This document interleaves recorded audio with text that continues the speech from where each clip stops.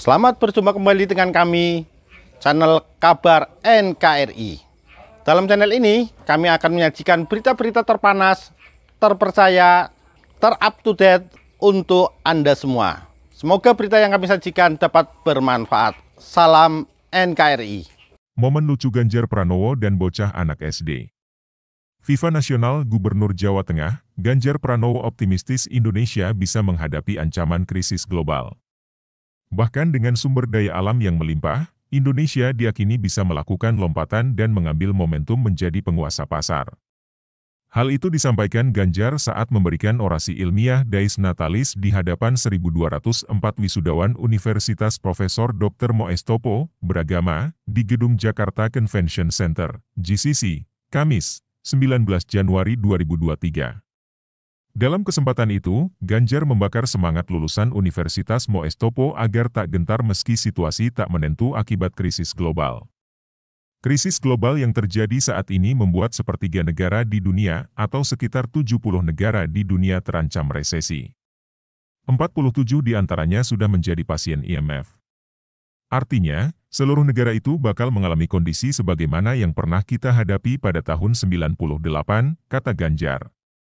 Menurutnya, saat ini ada 10 negara dengan tingkat inflasi yang gila-gilaan, 5 diantaranya lebih dari 100%. Bahkan Eropa, yang selama ini dianggap sebagai kiblatnya kemajuan dan pengetahuan, tidak mampu menghindar dari ancaman resesi. Terlebih dengan laju inflasi yang mencapai 9,2%.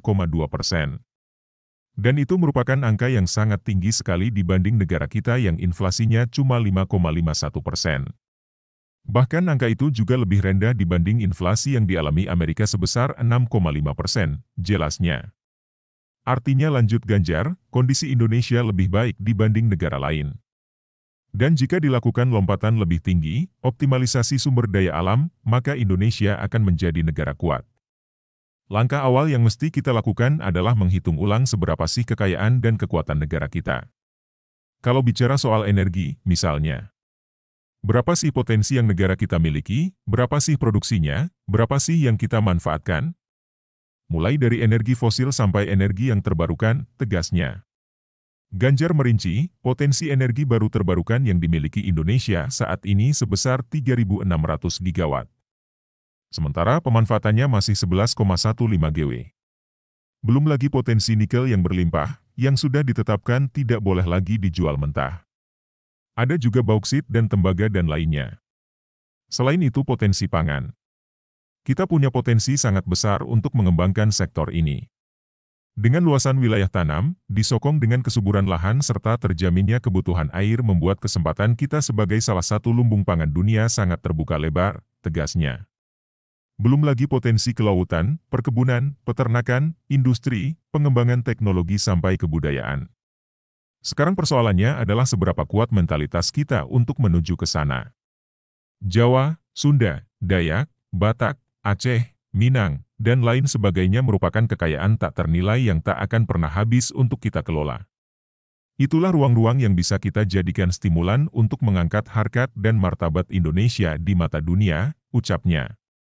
Semua itu bisa terlaksana jika bangsa Indonesia khususnya kaum intelektual mau menjadi motor penggeraknya. Maka, ucapnya, perguruan tinggi harus turun gunung menggerakkan seluruh kapasitas intelektualnya. Penelitian pada setiap sektor-sektor prioritas harus ditingkatkan. Kolaborasi dengan perusahaan menjadi keniscayaan dan para sarjana mesti terjun ke bidang sesuai keahliannya agar mampu melahirkan inovasi-inovasi lanjutan. Tahun 2023 ini merupakan tahun transisi. Maju atau tidaknya negara kita di masa mendatang, bergantung pada apa yang kita lakukan di tahun ini. Untuk menghadapi masa transisi ini, yang mesti kita ingat dan pegang kuat-kuat adalah spirit gotong royong, ucapnya. Pemerintah lanjut Ganjar tidak bisa jalan sendiri. Begitu juga universitas, perusahaan atau kaum industri juga tidak bisa berjalan sendiri. Semua harus saling bergandeng tangan, harus saling mengingatkan.